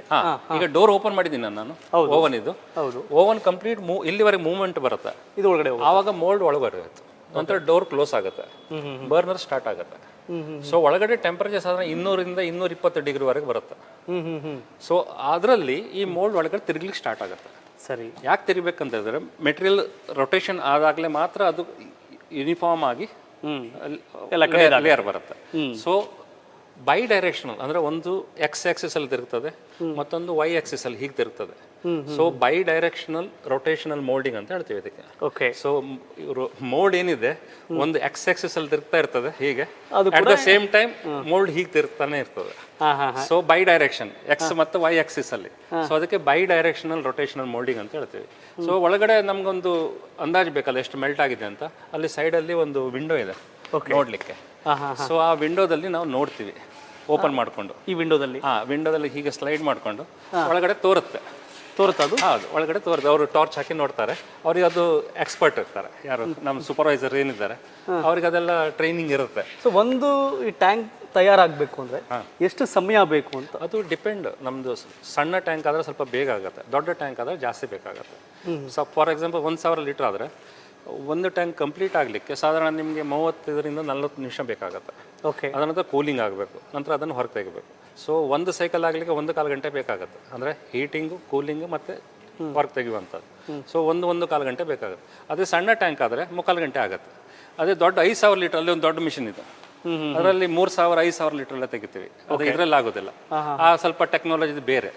ಅದೇ ಬೈ ಡೈರೆಕ್ಷನ್ ರೊಟೇಷನ್ ಮೋಲ್ಡಿಂಗೇ, ಬಟ್ ಸ್ವಲ್ಪ ಮಿಷನರಿ ಡಿಸೈನ್ ಬೇರೆ. ಸೊ ಅದರಲ್ಲಿ 1.5 ಗಂಟೆ, 1.25 ಗಂಟೆ, ಸಾಧಾರಣ 2 ಗಂಟೆವರೆಗೆ ಬೇಕಾಗುತ್ತೆ ಕೂಲಿಂಗ್ ಎಲ್ಲ ಮಾಡ್ಕೊಂಡು 5000 ಟ್ಯಾಂಕ್ ತೆಗಿಬೇಕಿದೆ. ಸೊ ಆ ರೀತಿ ಹೋಗುತ್ತೆ. ನಮ್ಮದು ಕಾಸ್ಟಿಂಗ್ ಕೂಡ ಅದೇ ರೀತಿಯಲ್ಲಿ ಚೇಂಜ್ ಆಗ್ತಾ ಹೋಗ್ತದೆ. ನೀವು ವಾಟರ್ ಟ್ಯಾಂಕ್ ಯಾಕೆ ಅಂತಾನೆ ಯಾರು ಕೂಡ ಮನೆಗೆ ಎಲ್ಲ ಕ್ವಾಲಿಟಿ ಇದೆ ನೋಡ್ತಾರೆ. ಹೌದು. ಯಾವುದು ಕೂಡ ಪದೇ ಪದೇ ಚೇಂಜ್ ಮಾಡೋಕೆ ಹೋಗಲ್ಲ. ಹೌದು, ಸರಿನಾ? ಸೊ ಹಾಗೆ ನೋಡಿದ್ರೆ ನೀವು ಈ ಟ್ಯಾಂಕ್ ಕ್ವಾಲಿಟಿ ಬಗ್ಗೆ ಹೇಳೋದಾದ್ರೆ ಜನಕ್ಕೆ ಏನು ಸಜೆಸ್ಟ್ ಮಾಡ್ತೀರಿ? ಕ್ವಾಲಿಟಿ ಬಗ್ಗೆ ಚೆಕ್ ಮಾಡೋದು ಯಾರು? ISI ಸ್ಟ್ಯಾಂಡರ್ಡ್ ಟ್ಯಾಂಕ್ ಮಾರ್ಕೆಟಲ್ಲಿ ಸಿಗೋದಿಲ್ಲ. ಸಿಕ್ಕಿದ್ರು ತುಂಬ ಕಾಸ್ಟ್ಲಿ, ಯಾರಿಗೂ ಬೇಡ. ಹಾಗಾಗಿದೆ. ನಾವೀಗ ISI ಕ್ವಾಲಿಟಿ ಕೊಟ್ಟರು ಕೂಡ ಇದಕ್ಕೆ ISI ಸ್ಟ್ಯಾಂಡರ್ಡ್ ಇದರಲ್ಲಿ ಇಲ್ಲ ನಮ್ಮದು, ನಾವು ತಗೊಳ್ಳಿಲ್ಲ ಇನ್ನು. ಯಾಕಂದರೆ ತಗೊಳ್ಳೋದು ದೊಡ್ಡ ಪ್ರೊಸೆಸ್ ಅಗೇನ್. ಆ ಸ್ಟ್ಯಾಂಡರ್ಡಲ್ಲಿ ಮಾಡ್ಲಿಕ್ಕೆ ಹೋದರೆ ಮಾರ್ಕೆಟಲ್ಲಿ ಮಾರಲಿಕ್ಕೂ ಆಗೋದಿಲ್ಲ. ಬಟ್ ಒಂದು ವಿಷಯ ಗೊತ್ತಿಲ್ಲ ನಿಮಗೆ ವೀಕ್ಷಕರೇ, ಸುರೇಶ್ ಕಾಮತ್ ಅವರು, ನಾನು ಆಗಲೇ ಹೇಳಿದೆ, ಯಾರೋ ಬೇರೆ ಬಿಸ್ನೆಸ್ ಮಾಡ್ತಿದ್ರೆ ಅದನ್ನು ಬೈ ಮಾಡಿ ಬಿಸ್ನೆಸ್ ಮಾಡ್ತೀನಿ ಅಂತಲ್ಲ. ಸ್ವತಃ ನಾನಾಗಲೇ B&R&D ವಿಚಾರ ಅಂತ ಬಂದಾಗ ಅದ್ಭುತ ಮನುಷ್ಯ. ಇಲ್ಲ ಹಿಂಗೆ ಬೇಕು ಜನಗಳಿಗೆ. ಆಗಲೇ ಟ್ಯಾಂಕ್ ಮಧ್ಯ ಇದ್ದಿದ್ರೆ ನೋಡೋಕೆ ಕಷ್ಟ ಆಗುತ್ತೆ ಅಂತ ಒಂದು ಕಾರ್ನರ್ಗನ್ನು ಶಿಫ್ಟ್ ಮಾಡಿದ್ದು. ಅದಷ್ಟೇ ಅಲ್ಲ, ನೀರು ಟ್ಯಾಂಕ್ ಕ್ಲೀನ್ ಮಾಡ್ಬೇಕಾದ್ರೆ ಏನು ಮಾಡಬೇಕು ಅಂತ ಅದು ದೊಡ್ಡ ಕ್ಯಾಪ್, ಅದು ಲಾಕು, ಮತ್ತು ಅದನ್ನು ಮಲ್ಟಿಪರ್ಪಸ್ ಸ್ಟೋರೇಜ್ ಥರ ಅದನ್ನು ಬಳಸೋಕೆಲ್ಲ ಇದು ಮಾಡಿ. ಸೊ ಹಾಗಾಗಿ ನಿಮ್ಮ ಬಗ್ಗೆ ನಂಬಿಕೆ ಇದೆ ಜನಗಳಿಗೆ. ನಂಬಿಕೆ ಇದೆ ಅಂತಂದರೆ ಬಿಕಾಸ್ ಆಫ್ ಬಿಸ್ನೆಸ್ ಉದ್ದೇಶ ಅಲ್ಲ. ಬಿಸ್ನೆಸ್ ಒಂದು ಭಾಗ ಆದ್ರೆ ನಂಬಿಕೆ ಮತ್ತೊಂದು ಭಾಗ. ಬಿಸ್ನೆಸ್ ಸಕ್ಸಸ್ ಆಗಿದೆ ನಂಬಿಕೆ ದೀರ್ಘಕಾಲ. ನಾವಂದ್ರೆ ಮೊದಲಿಂದ ನಮ್ದೊಂದು ಬ್ರ್ಯಾಂಡ್ ನೇಮ್ ಏನಿದೆ ಪೈಪಲ್ಲಿ ಸನ್ರೈಸ್ ಅಂತ ಇದೆ, ಅಲ್ಲಿ ಕೂಡ ನಮ್ದು ಸಕ್ಸಸ್ ಆಗಿ, ಯಾಕಂದ್ರೆ ಕ್ವಾಲಿಟಿ ಮೇಂಟೈನ್ ಮಾಡ್ಕೊಂಡು ಬಂದಿದ್ದೇವೆ. ಅದನ್ನು ಒಂದ್ಸಲ ಯೂಸ್ ಮಾಡಿದವರಿಗೆ ಅದು ಗೊತ್ತು ಸನ್ರೈಸ್ನವರು ಕ್ವಾಲಿಟಿ ಕೊಡ್ತಾರ ಅಂತ. ಮಾರ್ಕೆಟಲ್ಲಿ ಏನಾಗುತ್ತೆ, ಕ್ವಾಲಿಟಿ ಒಟ್ಟಿಗೆ ಚೀಪರ್ ಬ್ರ್ಯಾಂಡ್ ಕಳೆದ. ನಾನು ಹೇಳಿದ್ನಲ್ಲ ಟ್ಯಾಂಕ್ ಎಷ್ಟು ರೇಟಪ್ಪ ನಿಂದು ಅಂತ, ಅವನಿಗೆ ಅದೊಂದು ಖಾಲಿ ಕಾಮೋಡಿಟಿ. ಅವನಿಗೆ ಬೇಕು, ಕೆಲವೊಮ್ಮೆ ರಫ್ ಯೂಸಿಗೆ ಬೇಕು, ನೀರು ಹೊಡಿಲಿಕ್ಕೆ, ಅಥವಾ ಒಂದು ನಿಮ್ಮದು ಮನೆ ಕನ್ಸ್ಟ್ರಕ್ಷನ್ ಸೈಟ್ ಇರ್ತದೆ, ರಫ್ ಯೂಸಿಗೆ ಬೇಕು, ಆವಾಗ ಕಾಸ್ಟ್ಲಿ ಟ್ಯಾಂಕ್ ಯಾಕೆ ಹಾಕಬೇಕು. ಅಂಥದ್ದು ಸೆಗ್ಮೆಂಟ್ ಕೂಡ ಇದೆ. ಕೆಲವರು ಹಣದ ಸಮಸ್ಯೆಯಿಂದಾಗಿ ಅಲ್ಲೊಂದು ಸೆಗ್ಮೆಂಟ್ ಇದೆ. ಬಟ್ ರಿಯಲ್ ಕನ್ಸರ್ನ್ ಇರುವಂಥವ್ರು ಕ್ವಾಲಿಟಿ ಹೋಗ್ತಾರೆ, ಬ್ರ್ಯಾಂಡಿಗೆ ಹೋಗ್ತಾರೆ, ಅವರು ಪ್ರೈಸ್ ಕಾಂಪ್ರಮೈಸ್ ಮಾಡೋದಿಲ್ಲ. ಹಾಗಾಗಿ ನಮಗೆ ಆ ಸೆಗ್ಮೆಂಟ್ ಇದೆ. ಯಾವುದು ಕ್ವಾಲಿಟಿ ಕಾನ್ಷಿಯಸ್ ಯಾರಿದ್ದಾರೆ ಅಂಥ ಸೆಗ್ಮೆಂಟ್. ಮತ್ತು ಯಾವುದೇ ಮಾರ್ಕೆಟ್ ಇರಲಿ, ಈ 3-4 ಸೆಗ್ಮೆಂಟ್ ಇದ್ದೇ ಇರುತ್ತೆ. ಯಾವುದೇ ಬೇಕಾದ್ರೆ ಕಾರ್ ತಗೊಳ್ಳಿ, lower price, middle price, high price, ಎಲ್ಲ ಸೆಗ್ಮೆಂಟ್ ಇದ್ದೇ ಇರುತ್ತೆ. ಹಾಗೆ ಟ್ಯಾಂಕಲ್ಲಿ ಕೂಡ ನಾವು ಇದೆ. ಕಾರ್ ಬೇಕಾದ್ರೆ ಒಂದು ಸ್ವಲ್ಪ ಕೆಟ್ಟಿದೆ ಚೇಂಜ್ ಮಾಡೋಣ ಅಂತ ಕೆಲವರು ತಗೋತಾರೆ, ಸೆಕೆಂಡ್ ಹ್ಯಾಂಡ್ ಏನಾರು ಹಾಕ್ತಾರೆ. ಟ್ಯಾಂಕ್ ವಿಚಾರ ಬಂದಾಗ ಅದು ಇಳಿಸೋದು ಮತ್ತೆ ಕೂರ್ಸೋದು ಅದೇ ಬರುವಂತದ್ದು.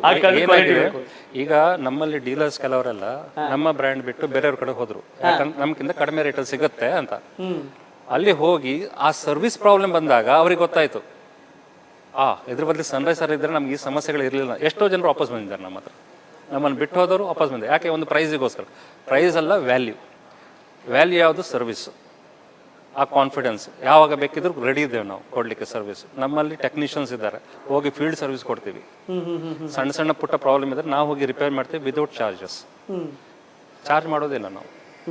ಅಂಥದ್ದು ಏನಾದರೂ ರಿಪ್ಲೇಸ್ಮೆಂಟ್ ಇದ್ರೆ ರಿಪ್ಲೇಸ್ಮೆಂಟ್ ಕೂಡ ಕೊಡ್ತೀವಿ ವಿದೌಟ್ ಆಸ್ಕಿಂಗ್ ಕ್ವಶನ್. ಡೀಲರ್ ಹೇಳಿದ್ರೆ ಸಾಕು, ಸರ್ ಕೊಡಿ ಸರ್, ಎಸ್ ಡನ್. ನಾವು ಅದು ನಿಮ್ಮ ಡಿಫೆಕ್ಟು, ಮ್ಯಾನುಫ್ಯಾಕ್ಚರಿಂಗ್ ಡಿಫೆಕ್ಟ್ ಅಲ್ಲ, ಫೈಟಿಂಗ್ ಇಟ್ ಏನಿಲ್ಲ. ಈವನ್ ಕ್ಯಾಪ್ ನಾವು ಮಾಡುವಂಥದ್ದಲ್ಲ, ಬೇರೆಯವ್ರು ಮಾಡುವಂಥದ್ದು. ಕೆಲವರು ಕ್ಯಾಪಿಗೋಸ್ಕರ ನಮ್ಮ ಹತ್ರ ಫೈಟ್ ಮಾಡಿದವರು ಇದ್ದಾರೆ. ನೀವು ಟ್ಯಾಂಕಿಗೆ ಗ್ಯಾರಂಟಿ ಕೊಟ್ಟಿದ್ರೆ ಕ್ಯಾಪಿಗೆ ಯಾಕೆ ಕೊಡೋದಿಲ್ಲ ಅಂತ. ಆಯಿತು ತಗೋಪ್ಪ ಅಂತ. ನಾವು ಮಾಡಿದ್ದಲ್ಲ ಕ್ಯಾಪ್ ನಾವು ಹೊರಗಡೆಯಿಂದ ತರುವಂಥದ್ದು, ಆದರೂ ಅದಕ್ಕೆ ಕೂಡ ಕೊಟ್ಟಿದ್ವಿ. ಸೊ ನಮಗೆ customer important, customer satisfaction important. ಅದು ಲಾಂಗ್ ರನ್ನಲ್ಲಿ ನಮ್ಮ ಕೆಲಸ ಕೊಡುತ್ತೆ. ಶಾರ್ಟ್ ಟರ್ಮಿಂಗ್ ಮಾಡಬೇಕಾ? ಹೇಗೂ ಮಾಡ್ಬೋದು. ವೇಗವಾಗಿ ಬೆಳೆಯೋದು ಗಿಡಗಳು, ಕಳೆಗಳು ವೇಗವಾಗಿ ಬೆಳೆಯುತ್ತೆ, ಬೇಗ ಅದು ಹಾಳಾಗುತ್ತೆ. ದೀರ್ಘಕಾಲದ ಬೆಳೆ ಅಂತಂದರೆ ಈ ಬಿಸ್ನೆಸ್ ಲೈಕ್ ಈ ಶ್ರೀಗಂಧ ಇವೆಲ್ಲ ದೊಡ್ಡ ದೊಡ್ಡ ಬೆಳೆದಂಗೆ ದೀರ್ಘಕಾಲ ಉಳಿಬೇಕು, ಮಾರ್ಕೆಟಲ್ಲಿ ಅದು ವ್ಯಾಲ್ಯೂ ಆಗಬೇಕು ಅಂದರೆ ಆ ಶ್ರಮ ಆಗಬೇಕಾಗುತ್ತೆ. ಅದನ್ನು ಹಾಕಿದ್ದೀರಿ. ಇನ್ನೊಂದು ವಿಷಯ ನಾನು ಆಗಲೇ ಹೇಳಿದೆ, ಇವರ ಫ್ಯಾಮಿಲಿ ಬಿಸ್ನೆಸ್, ನಂತರ ಎಜುಕೇಷನ್, ನಂತರ ಇದ್ರ ಬಂದು ಈ ವಿಚಾರದಲ್ಲಿ ಇವ್ರು ಏನೇನು ಮಾಡಿದ್ರು ಎಲ್ಲವನ್ನೂ ನಾನು ನಿಮಗೆ ಸ್ಪಷ್ಟವಾಗಿ ಹೇಳಿದೆ. ಬಟ್ ಸುರೇಶ್ ಕಾಮತ್ ಅವ್ರದ್ದು ಮತ್ತೊಂದು ವರ್ಷನ್ ಇದೆ, ಸೊ ಅದನ್ನು ಹೇಳಲೇಬೇಕು. ಏನಂತಂದರೆ ಮನುಷ್ಯತ್ವದ ಮೇಲೆ ಪ್ರೀತಿ ಇದೆ, ಬಿಸ್ನೆಸ್ ಅಂದಾಗ ಕಾರ್ಮಿಕರ ಮೇಲೆ ಸಹಜ ಆ ಒಂದು ವಿಶ್ವಾಸ. ಸೊ ಈಗ ಗೋವಿನ ಮೇಲೆ ಅಪಾರವಾದಂಥ ಪ್ರೀತಿ ಇದೆ. ಸೊ ಅದೊಂದು ನಾನು ನಿಮ್ಗೆ ಹೇಳಲೇಬೇಕು. ನೀವು ಈ ಸ್ಟೋರಿನ ಕಂಟಿನ್ಯೂ ನೋಡಲೇಬೇಕು. ಅದಕ್ಕೂ ಮುಂಚಿತವಾಗಿ ನಾನು ಅದೇನು ಅಂತೆಲ್ಲ ತೋರಿಸ್ತೀನಿ. ಬಟ್ ಬಿಸ್ನೆಸ್ ಅಂದಾಗ ನಂಬಿಕೆ, ಇಷ್ಟು ದಶಕಗಳ ಕಾಲ ಫ್ಯಾಮಿಲಿ ಅಂತ ಬಂದಾಗ ಈ ಸನ್ರೈಸ್ ಈ ಕಂಪ್ನಿ, ರಾಜಾರಾಮ್ ಪಾಲಿಮರ್ಸ್ ಒಂದು 3-4 ದಶಕಗಳ ಕಾಲ ಆ ನಂಬಿಕೆ ಉಳಿಸ್ಕೊಂಡು ವ್ಯವಹಾರ ಮಾಡ್ತಾ ಇದ್ದಾರೆ. ಸೊ ಈ ಸನ್ರೈಸ್ ದೊಡ್ಡ ಮಟ್ಟಕ್ಕೆ ಬೆಳಕಾಗುತ್ತೆ. ನೀವು ಅಷ್ಟೇ ಆ ಕ್ವಾಲಿಟಿ ಅಂತ ಬಂದಾಗ ಆ ನಂಬಿಕೆ ಇರಬೇಕು, ಆ ನಂಬಿಕೆ ನೀವು ಉಳಿಸ್ಕೊಂಡಿದ್ದಾರೆ. ಸೊ ನಿಮಗೂ ಈ ಥರನಾದಂಥ water tanks, multipurpose storage tank ಆಗ್ಬೋದು, ಮತ್ತು ಟೆರೆಸ್ ಗಾರ್ಡನ್ಗೆ ಬಳಸುವಂಥ ಟ್ಯಾಂಕ್ಗಳಾಗ್ಬೋದು, ಅವೆಲ್ಲವೂ ಕೂಡ ನಿಮ್ಗೆ ಸಿಗುತ್ತೆ. ಸೊ ಮಿಸ್ ಮಾಡದೆ ಕಾಂಟ್ಯಾಕ್ಟ್ ಮಾಡಿ. ನಾನು ಆಗಲೇ ಹೇಳಿದೆ, ನನಗೆ ಇನ್ನೂ ಭಾಳ ಇಷ್ಟ ಆಗುವಂಥ ವಿಷಯ ಇದೆ ಇವರಲ್ಲಿ. ಸರ್, ನಾನು ನಿಮ್ಮನ್ನ ಅಲ್ಲಿ ಕರ್ಕೊಂಡು ಹೋಗ್ತೀನಿ ಈಗ. ಬನ್ನಿ ಸರ್.